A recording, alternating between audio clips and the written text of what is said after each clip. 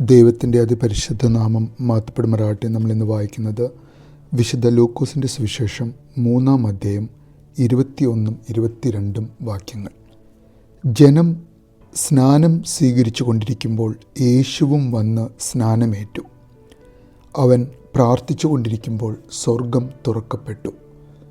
പരിശുദ്ധാത്മാവ് പ്രാവിൻ്റെ രൂപത്തിൽ അവൻ്റെ മേൽ ഇറങ്ങി വന്നു. സ്വർഗത്തിൽ നിന്ന് ഒരു സ്വരവുമുണ്ടായി: നീ എൻ്റെ പ്രിയപുത്രൻ, നിന്നിൽ ഞാൻ പ്രസാദിച്ചിരിക്കുന്നു. പരിശുദ്ധ തൃത്വൈക ദൈവത്തിന് സ്തുതി. എന്തിനായിരിക്കും ലോകത്തിൻ്റെ മുഴുവൻ സൃഷ്ടാവായ ഭൂമിയിലേക്ക് അവതരിച്ച ദൈവം തമ്പുരാനായ യേശു തൻ്റെ സൃഷ്ടിയായ ഒരു മനുഷ്യൻ്റെ മുൻപിൽ സ്നാനമേൽക്കുവാൻ പോകുന്നത്? ദൈവമായ അവൻ എന്തിനായിരിക്കും ആ സമയത്ത് പ്രാർത്ഥിച്ചിട്ടുണ്ടാവുക? അതെ, അവൻ ദൈവമാണ്, വിശുദ്ധ തൃത്വത്തിലെ 3 ആളുത്വങ്ങളിൽ ഒരാൾ.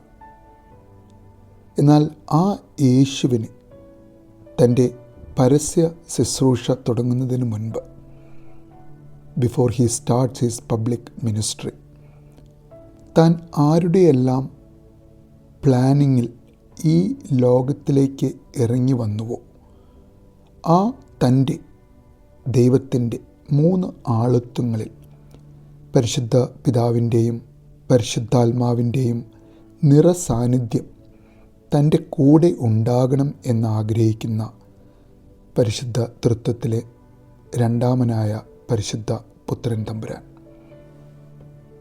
നമുക്ക് ഓരോരുത്തർക്കും വേണ്ടി വിശുദ്ധ തൃത്വത്തെ ശരിയായ രീതിയിൽ വെടിപ്പും വിശുദ്ധിയും നിറഞ്ഞ മനസ്സോടെ ആരാധിക്കുവാൻ, വിശുദ്ധ തൃത്വം സ്പഷ്ടമായി മാനവരാശിക്ക്, ലോകത്തിനു മുഴുവനും വെളിപ്പെടുത്തുവാൻ വേണ്ടിയായിരിക്കണം അവൻ ആ സമയം അവൻ്റെ സ്നാനത്തിന് വേണ്ടി തിരഞ്ഞെടുത്തതും അവിടെ അവൻ പ്രാർത്ഥിച്ചതും.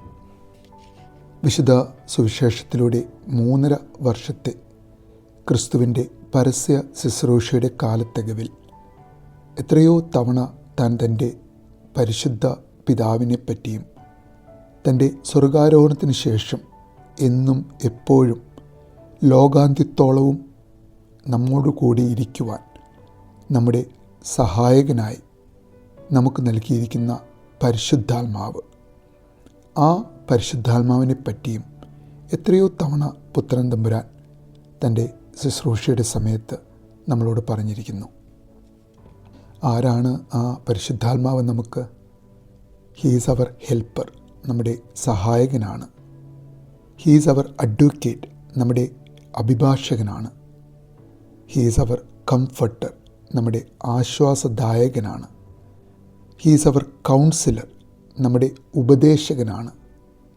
ഹീസ് അവർ പ്രൊട്ടക്ടർ, നമ്മുടെ സംരക്ഷകനാണ്.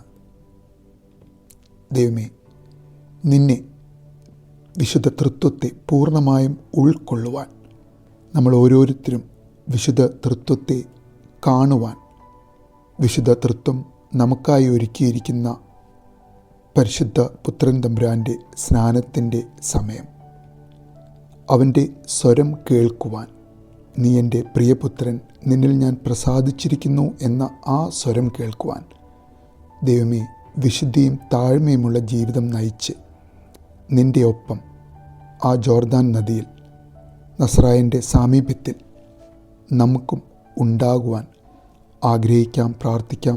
നല്ലൊരു ദിവസം നേരുന്നു.